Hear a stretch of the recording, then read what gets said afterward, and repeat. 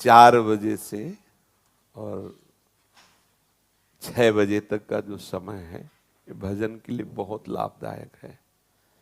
इस समय अगर कोई निद्रा में रहता है तो ब्रह्मचर्य से हीन और कई तरह की मानसिक बीमारियां और शारीरिक अस्वस्थता ये आगे चलकर उसे घेर लेगी। मानसिक बीमारियां, कई तरह से मन डराने लगेगा, कई तरह से मन में ऐसे कुभावनाएं जागृत हो जाएंगी। इसलिए हमारे ब्रह्म ऋषियों ने आज्ञा की है कि 4 बजे से तो उठ ही जाना चाहिए और 4 से 6 के बीच में, मान लो आप 4 से 5 के बीच में सो ही रहे हैं तो आप 5 से 6 के बीच में उठ जाइए।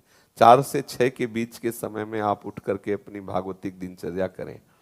भागवतिक दिनचर्या में जैसे अपने लोग राधा वल्लभी हैं तो प्रातः काल उठ करके अपने गुरुजनों का, रसिकों का सुमिरन करें, गुरु मंत्र का जप करें, फिर स्नान आदि करके श्री जी की मंगला, श्री जी को सुंदर पद सुनाना आदि, या अगर उस समय ऐसी भावना है तो 2 घंटे बैठ करके जप करें।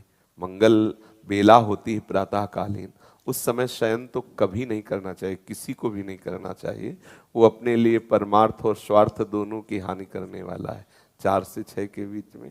महाराज जी मैं सुबह उठ जाऊंगा, मैंने सोच लिया कि अब मैं ना कल से उठूंगा। अच्छा। तो मैं 1 हफ्ता उठ लूंगा, फिर अच्छा। जैसे मेरे मन के अंदर आएगा ना, नहीं अब मैं ना उठने लग गया हूं, तो फिर अगले दिन है ना वो फिर पूरा ढेर हो जाऊंगा। नहीं, ऐसा नहीं, आपका दृढ़ नियम होना चाहिए। और नए बच्चे हो तो अलार्म वाला सिस्टम रख लो, वो जब बजे तो उठ के बैठ जाओ। इसमें आपको प्रयासरत रहना पड़ेगा, कुछ समय प्रयासरत रहिए, फिर आपका अभ्यास बन जाएगा कि आप उस समय सो ही नहीं सकते।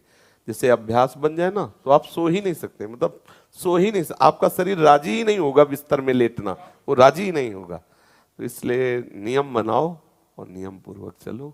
जब आपको लगे कि आज हम नहीं उठ पाए तो उस दिन दंड स्वीकार करो, व्रत रह जाओ कि आज समय से उठे नहीं इसलिए आज भोजन नहीं, उपवास कर लो, ठीक है, तो ठीक हो जाओगे।